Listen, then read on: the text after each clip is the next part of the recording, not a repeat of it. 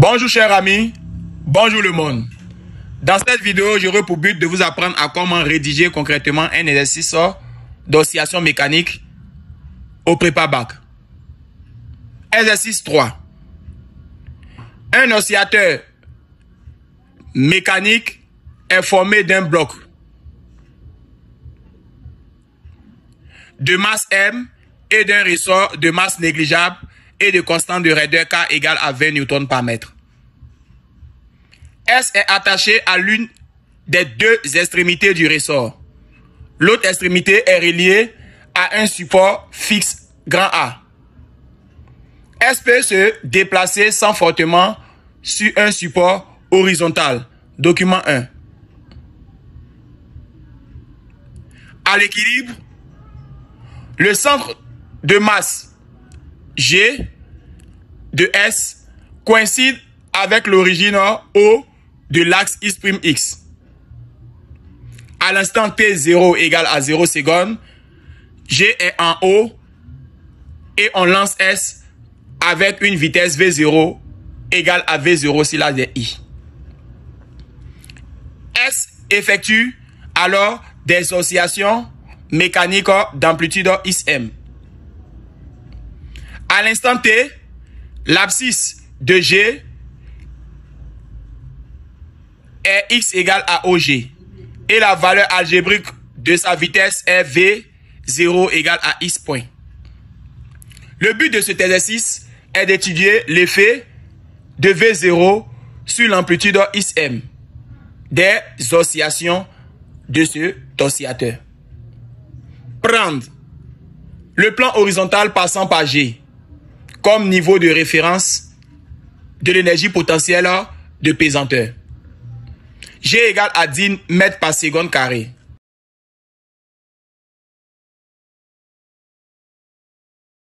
I carré égale à 10. 1. Étude théorique. 1.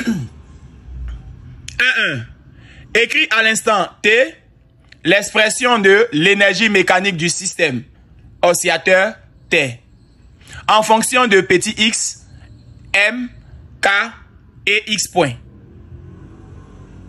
1.2. En utilisant la conservation de l'énergie mécanique, établit l'équation différentielle du second ordre en x qui régit le mouvement de G. 1.3. Déduisant l'expression de la période propre T0 des oscillations en fonction de M et K. 2. Étude expérimentale. Un dispositif approprié donne l'évolution de l'énergie potentielle élastique EPE de l'oscillateur en fonction du temps pour deux expériences différentes. Expérience 1 et expérience 2. Document 2. 2.1. En utilisant les graphes du document 2, 2.1.1 justifie que les oscillations de S sont non amorties. 2.1.2. Recopie puis complète le tableau suivant. Expérience 1, expérience 2, la valeur maximale de l'énergie potentielle élastique, la valeur maximale de la tension, la période TE de l'énergie potentielle élastique. 2.2. Montre que la masse égale à 2,02, environ 2 kg, sachant que T0 égale à 2 TE. 2.3. Montre que XM trouvé dans l'expérience 2 égale à 2 fois XM trouvé dans l'expérience 1, où XM1 et XM2 étant les amplitudes des oscillations durant les expériences 1 et 2 respectivement. 2.4. Détermine les valeurs de V0 pour les deux expériences. Chers amis, merci d'avoir écouté. Nous allons passer donc à la correction de ce sujet. Après lecture et relecture, nous allons donc passer à la correction de ce sujet. Ici, en 1, il s'agira là de l'étude théorique.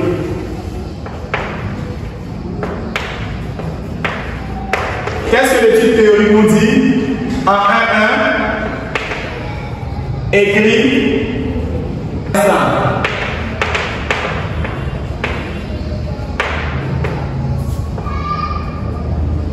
de l'expression de l'énergie mécanique du système que voici. Oscillateur et terre. Chers amis, la question est décrite à l'instant T. L'expression de l'énergie mécanique du système oscillateur T.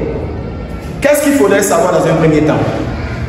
Pour répondre à cette question, il faudrait savoir que l'énergie mécanique est égale à l'association de l'énergie cinétique plus l'énergie potentielle élastique lorsque nous sommes en oscillation mécanique. Alors, que correspond donc à EM? EM correspondra donc à EC plus EPE. On sait que EM appelé énergie mécanique égale à énergie cinétique plus énergie potentielle élastique. Alors, ici, l'on nous demande d'établir à l'instant T l'expression de l'énergie mécanique en fonction de petit x, m, k et x, un point. Comment on procéder? On va donc dire que l'énergie mécanique égale à énergie cinétique niveau 1,5 de m v au carré plus énergie potentielle élastique qui est égale à 1,5 de k x au carré. Une fois que c'est fait, on aura à savoir qu'une vitesse est égale à la dérivée de x par rapport au temps, ce qui donnera x un point. Alors, cette écriture-là peut donc s'écrire énergie mécanique égale à 1,5 de m et remplacer v par x un point, qui doit être au carré, k de v au carré, plus 1,5 de kx au carré. Une fois c'est fait, l'énergie mécanique égale à 1,5 que je peux mettre en facteur commun, on a mx 1 point au carré plus kx au carré. Voici donc l'énergie mécanique que le procès souhaite voir. Parlons désormais de la seconde question. Il s'agit là, en 1, 2, en utilisant la conservation de l'énergie mécanique, établissons l'équation différentielle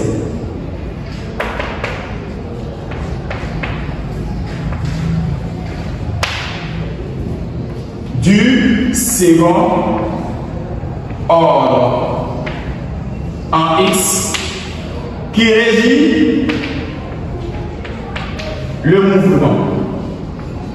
Chers amis, comment répondre à cette question?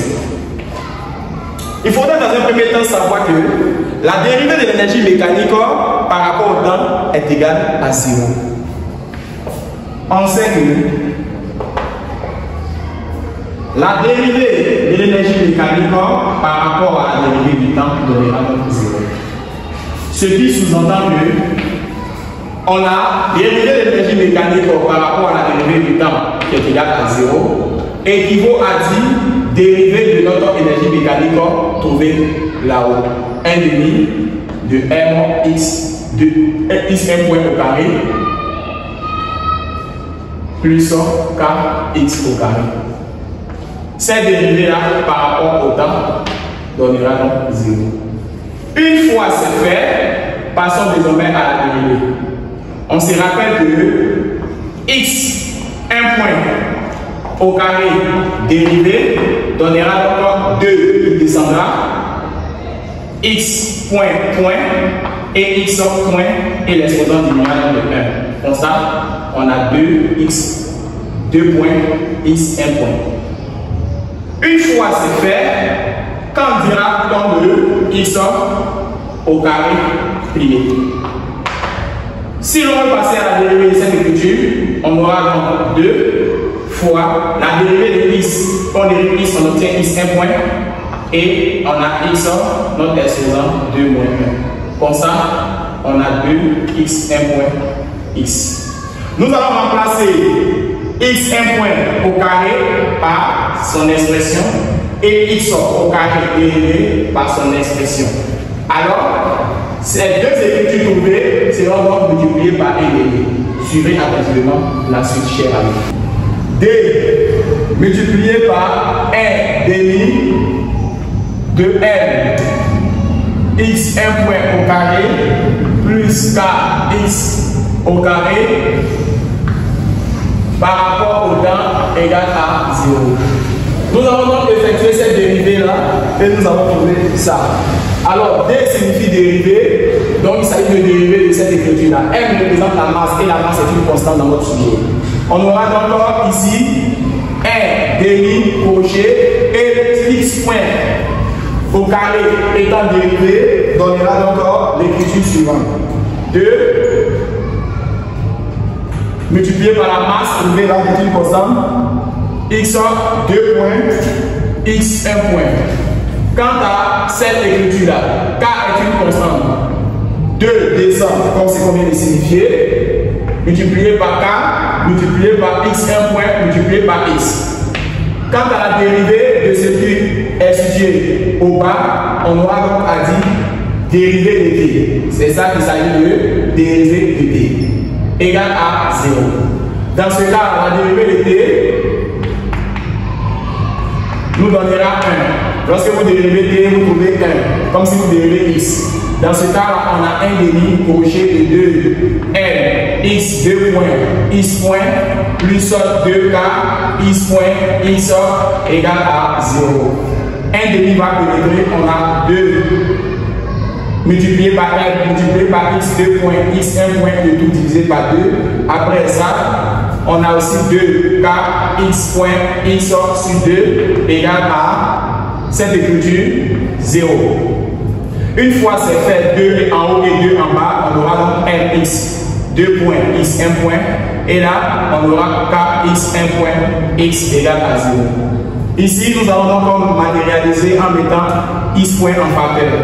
On aura m multiplié par x 2 points additionné à k multiplié par x égale à 0. Ici, mx 2 points plus k x égale à 0 sur x point. Alors, cette écriture-là donnera donc 0. Alors, on aura x. On aura m x 2 points plus k x égale à 0. Dans ce cas, en divisant par m, on aura donc x 2 points plus kx sur m égale à 0. On remarquera que l'énergie mécanique, on vérifie donc l'équation différentielle. Donc l'énergie mécanique conservée vérifie l'équation différentielle.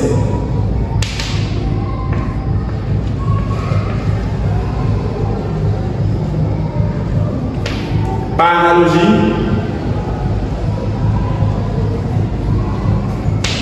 on pourra donc dire que la dérivée de l'énergie mécanique par rapport au temps donnera donc 0. Si et seulement si x 2 points plus k x sur m nous donne aussi 0. En petit 2, étude expérimentale. On nous dit ici qu'un dispositif approprié donne l'évolution de l'énergie potentielle élastique EPE de l'oscillateur en fonction du temps pour deux expériences différentes. Expérience 1 et expérience 2 du document 2. Ici, la première question de 1 est de savoir, en utilisant les graphes du document 2, en 2.1.1, de justifier que les oscillations de S sont non amorties. On dit que les oscillations sont non amorties lorsque l'amplitude est donc une constante. C'est-à-dire quoi? Lorsque XM est différent de 0. Alors, chers amis, nous allons répondre ces différentes informations. Si l'amplitude est différente de 0, alors on qualifie donc l'oscillateur de non amorti. Alors, il faudrait savoir quelle information principale, c'est que l'énergie potentielle élastique vaut 1,5 de Kx au carré. Si l'énergie potentielle élastique est maximale, alors cette propriété-là deviendra donc maximale aussi.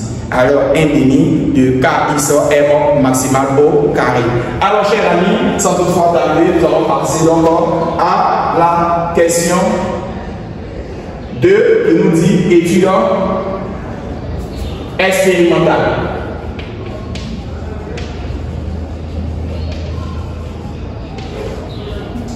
Après ça, on aura donc en 2.1.1 la justification. Donc, justifiant que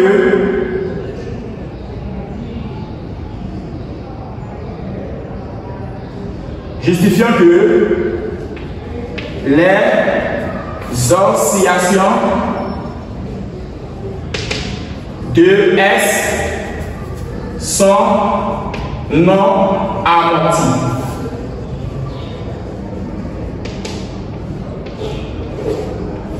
D'après le graphe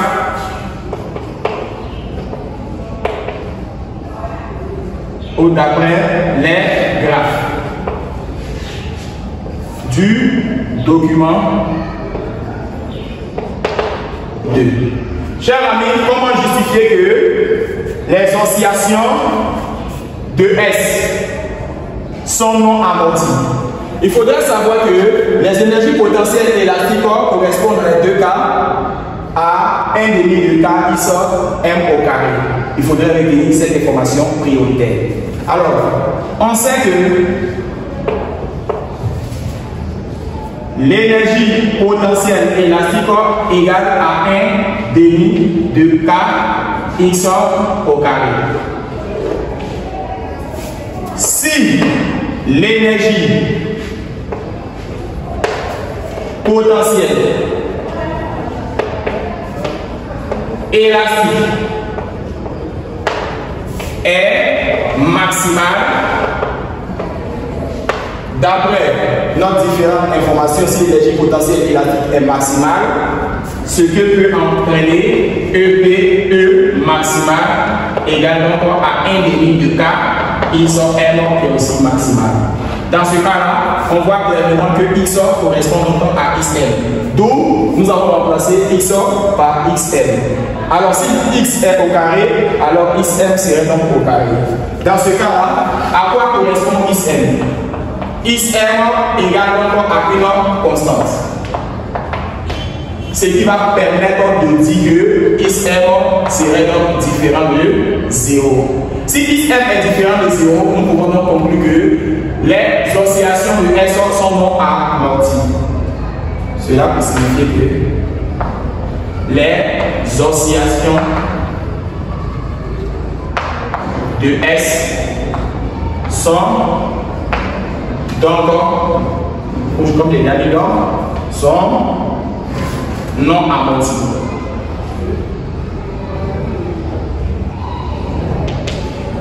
Je répète, compte tenu de l'amplitude qui est différente de 0, ça sous-entend que XM est une constante et non nulle. Ce qui sous-entend que les oscillations de S sont donc non amorties.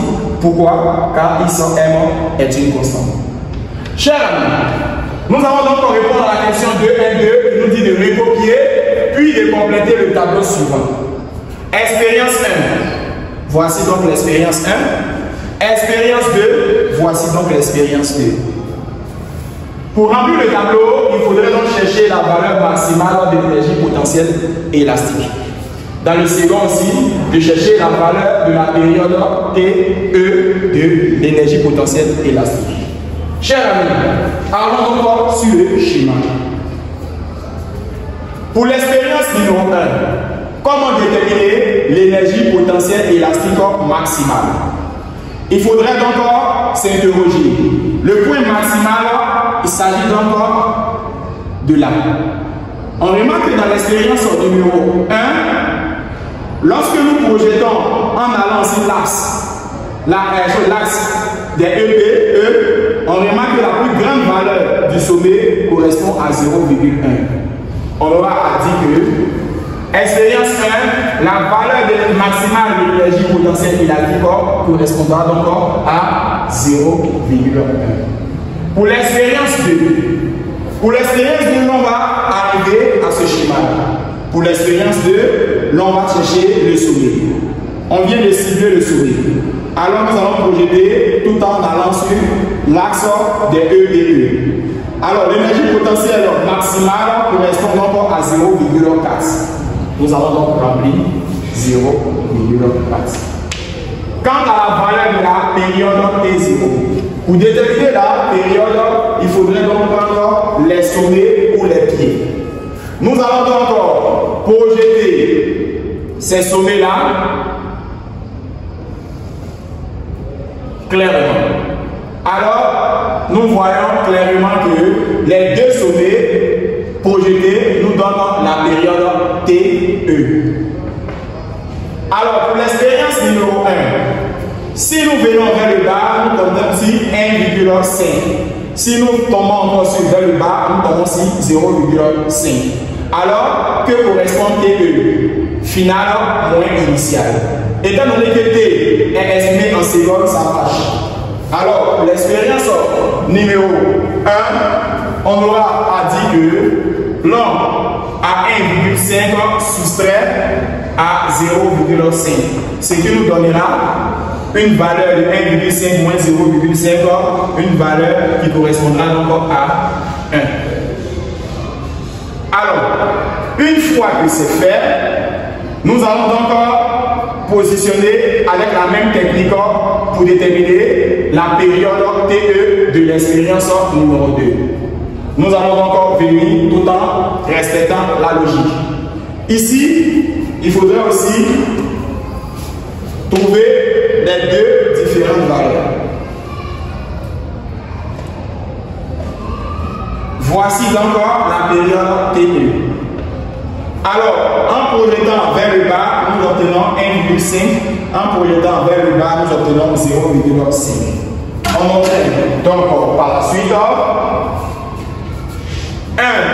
1,5 soustrait à 0,5.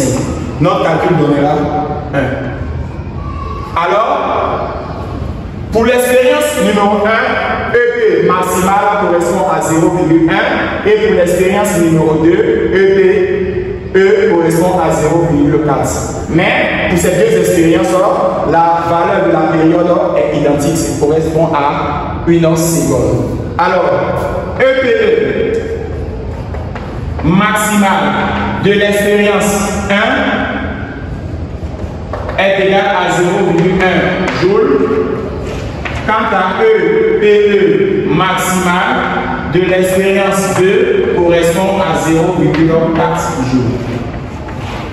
Mais pour ces deux expériences, la période TE correspond donc à 1 seconde. Pour déterminer la période, chers amis, j'ai fait finale moins initial. Alors, nous allons trouver P final moins P initial. C'est ce qui nous a permis d'obtenir 1.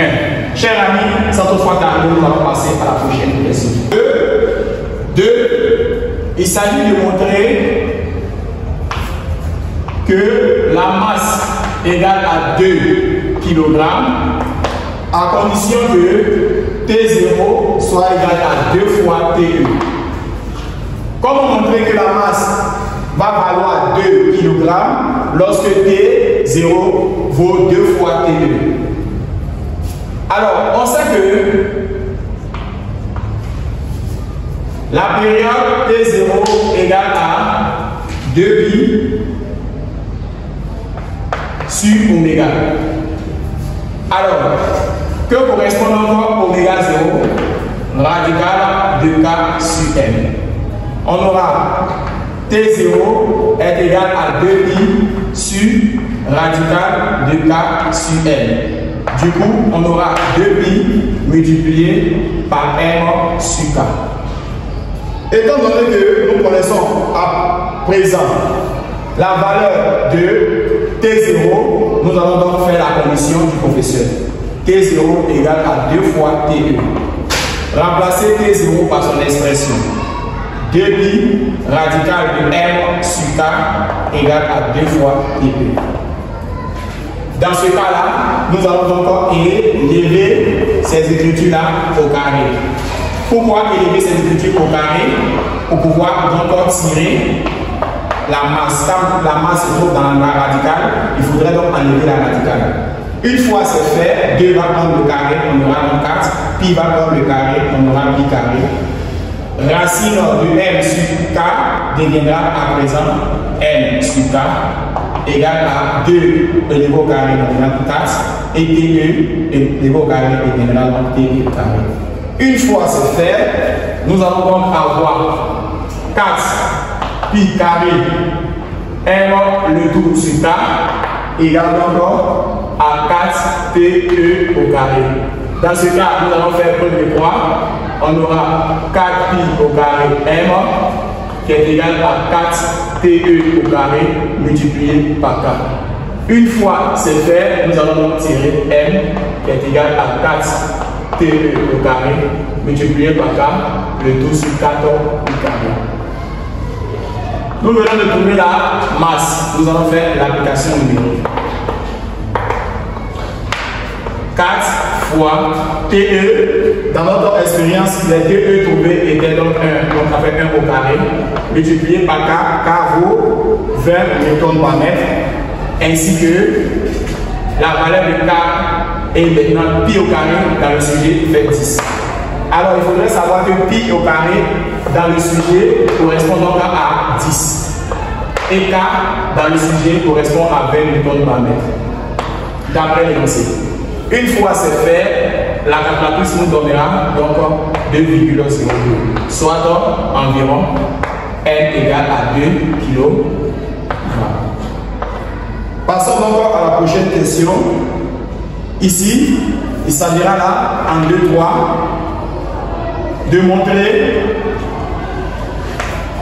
que ISM de l'équation 2 est égal à 2 fois ISM de l'équation 1. Chers amis, comment montrer que ISM de l'équation 2 égale à 2 fois ISM de l'équation 1? Dans un premier temps, pour l'expérience 1, on avait signifié que l'énergie potentielle élastique de 1 était maximale à condition qu'on aurait encore un débit de K ISM 1 au carré.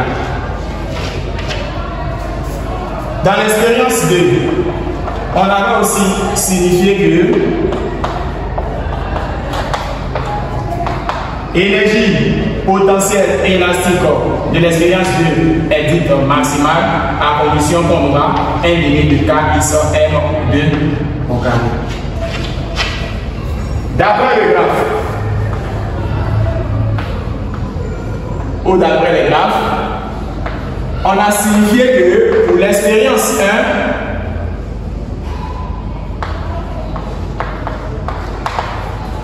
1, EP qui est dit donc maximal pour l'expérience 1 vaut 0,1 joule. Quant à l'expérience 2, EP qui est dit donc maximal pour l'expérience 2 vaut 0,4 joule. Nous allons donc, pour avoir XM2 qui est égal à 2 fois XM1, il faudrait donc faire le rapport de 2 sur 1, c'est-à-dire expérience 2 sur l'expérience 1. L'expérience 2 fait venir donc comme valeur 0,4. Quant à l'expérience 1, fait venir comme valeur 0,1. L'expérience 2 fait venir comme valeur de l'énergie potentielle élastique EPE maximale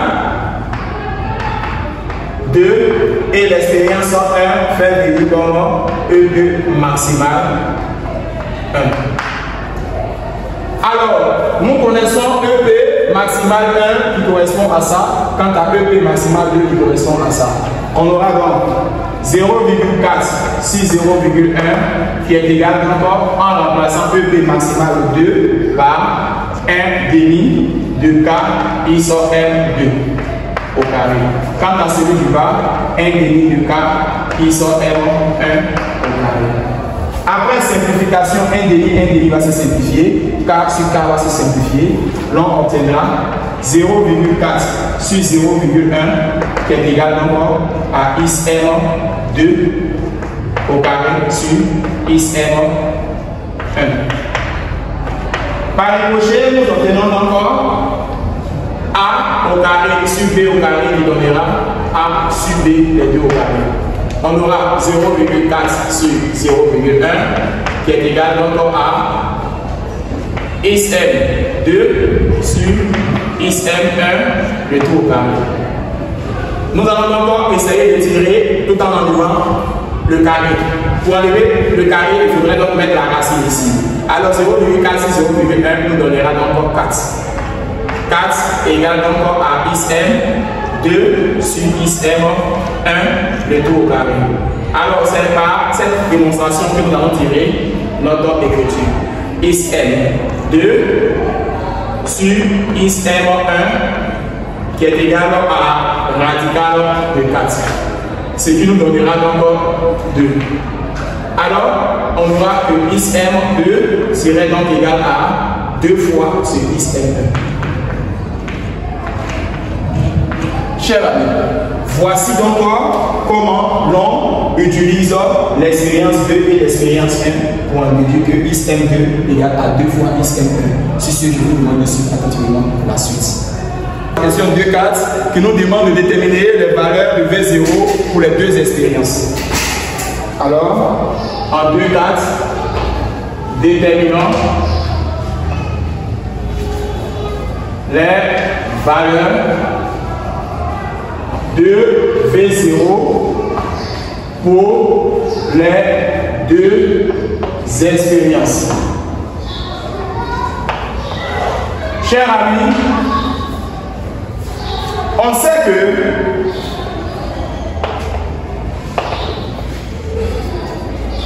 l'énergie potentielle élastique maximale correspond aussi à l'énergie cinétique maximale. Alors, de ces deux expressions, nous pouvons donc déterminer la vitesse V0 pour les deux expériences. Expérience 1. On aura énergie potentielle élastique maximale pour l'expérience 1 qui vaut donc énergie cinétique maximale. Toujours dans l'expérience 1. On aura donc à écrire tout simplement énergie potentielle élastique maximale pour l'expérience 1 correspond à 0,1. Alors on a 0,1 qui est la valeur de l'énergie potentielle maximale. Quant à celui-là est égal à 1,5 de M V0 pour l'expérience 1 au carré. Nous allons remplacer la masse par l'énoncé. L'énoncé nous signifie que la masse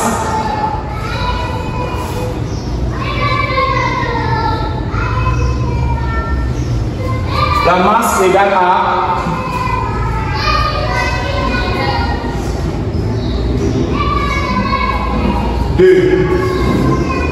kg.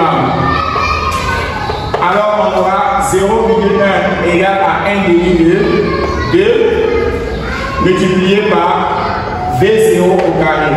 Après simplification des deux, on aura encore 0,1 égale à V0 au carré. Après simplification des deux. Alors on a V0 égale à la radicale de 0,1. Donc V0 serait donc exprimé en mètres par seconde.